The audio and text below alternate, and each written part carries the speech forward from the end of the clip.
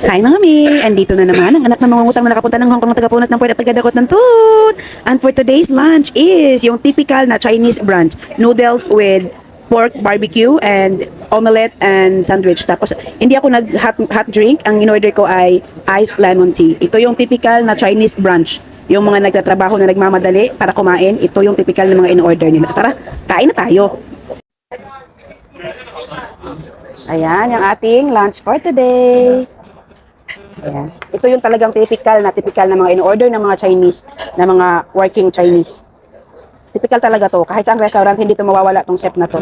Kaya open to, parang all day meal to siya. Pwede mo siyang orderin hanggang alas 3 ata. Or kahit, basta gusto kung lagi itong nasa menu. Any other typical or any other local Chinese restaurant ay merong ganito. Sarap.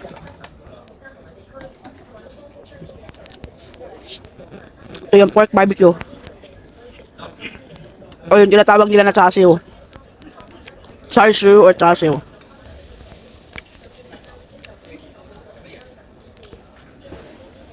Ang ginamit nilang noodles ay parang spaghetti noodles. Ang tawag nila is Italian noodles. Sorry.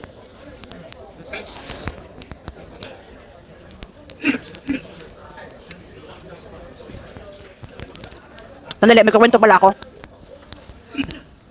Nung isang araw, may program sa kanila ni Lola sa center. Tapos, kung sino yung kakanta, may award. Ngayon, kumanta si Lola ng Que Sera Sera. Nanalo siya ng silver, mga may, mind you, silver. Kahit hindi buo yung kantang kinanta niya, chorus lang, naka-silver siya. Alam niyo kung bakit siya naka-silver? Dahil sa lahat ng nandun, siya lang yung kumanta ng English. Mostly ng nandun ay kumanta ng Cantonese song. But ang grabe ang tuwa ko. Ganun pala ang feeling, no? Yung parang proud na proud ka sa anak mo. Nireport ko nga sa mga anak, sabi nila, oh, that award goes to you also.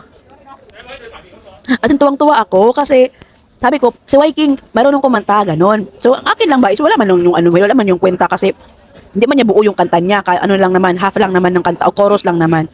So, nung binigyan siya ng mic, sayang lang talaga hindi ko siya na-videohan ng kumanta. Kasi pauwi na kami noon eh, pinaano ko lang siya, pihinabol. Binigyan nila ng silver award. Natuwang, asa nang tuwang-tuwa, ang tuwang, saya-saya, ang saya-saya ko ba, tuwang-tuwa ako na ganun. Tapos, nanalo din siya sa ball kicking, yung ihahagi sa'yo yung bola tapos ikikik mo, nanalo din siya doon. Ang premyo na niya doon ay cookies. Gabi ang saya ko talaga. Nakita kong nagpa-participate siya ba, hindi na siya yung daya ng dati na very passive lang, ngayon, anong talaga siya, nagpa-participate na. So, ayun, ang dami ko na namang daldal. Ay, Diyos ko, tara, kain na muna. Ingat mga mi, and sana sa mga natalanta ng bagyo, ay sana okay lang kayo. And amidst everything, don't forget to smile. Bye!